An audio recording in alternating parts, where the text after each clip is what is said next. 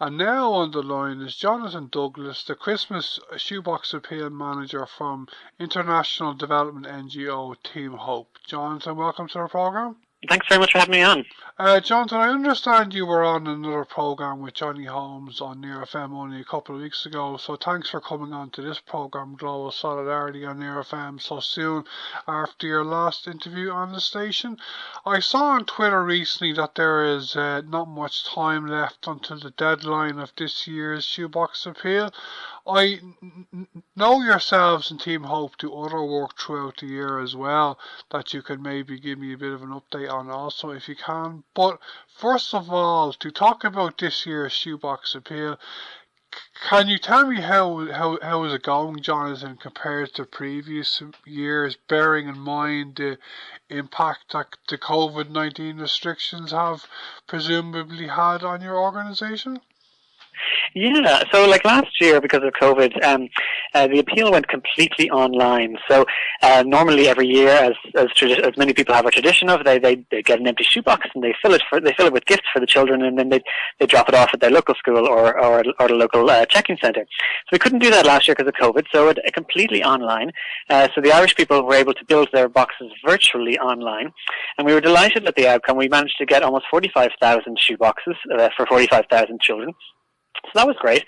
And then, of course, we've been watching carefully all throughout 2021 and looking at the COVID safety guidelines from the government. And so during the summer, it was determined that it was safe enough to be able to encourage the Irish public once again to make shoeboxes. So this year, the people of Ireland have two choices. They can build their box at home and drop it off, or they can build their box online. Okay, and how did last year's, you say you got 45,000 boxes donated last year, like how did that compare to 2019, can you tell me? So in 2019 we had our peak year, we had 270,000 shoeboxes. Right. So it was certainly a big difference.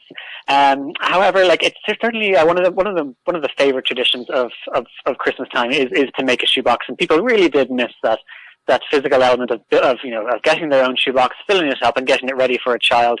But they were still very generous last year, and we're very delighted to get donations last year that went into Christmas shoeboxes. But this year we're back, and you can do both. And is this year so far kind of catching up with previous years, or are you still kind of on the back foot from last year, or what's the story?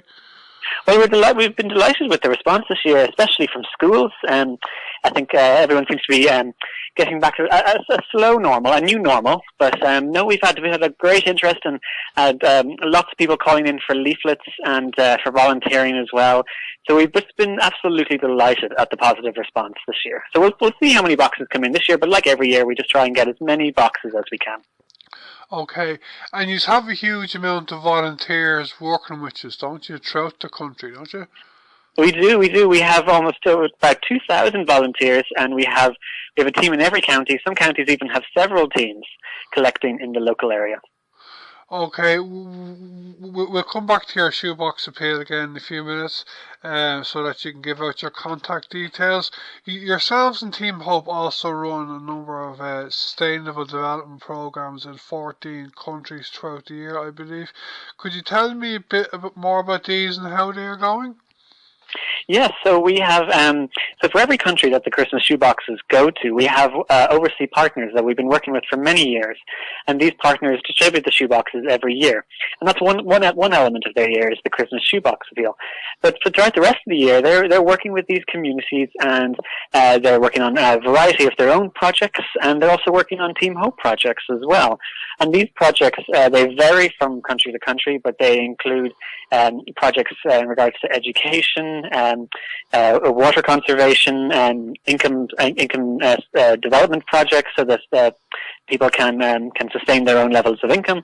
Like we have a great blog on our website which details some of the recent projects over the years. But it's really great. Like the Christmas shoebox appeal, it's not just it's wonderful, absolutely wonderful in itself, but it's not just about the Christmas shoebox. It also impacts the communities as well through the appeal, but also through the projects that happen there too. Yeah, I was looking at your website yesterday at some of your sustainable development programs, and they cover a range of issues in different countries.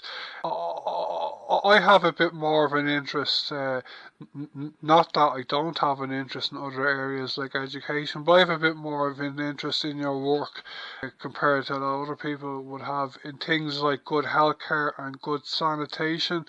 These are huge issues, aren't they, Jonathan? Oh, absolutely they are. Yeah, and especially in the last couple of years with COVID being introduced as well. Yeah.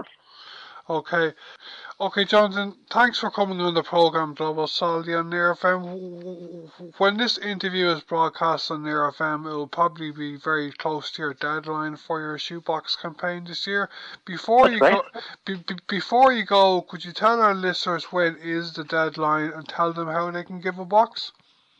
Yes, so the deadline this year is the 8th of November, and we have drop-off points across the country. So if you have a shoebox ready to drop in, you can drop it in at your local Deals, Toymaster, or First Stop. We'll also have drop-off points up on our website as well. You just check your local area, and they'll have a full list there as well. And there's details on our website and in our leaflet as well on how to make a box as well.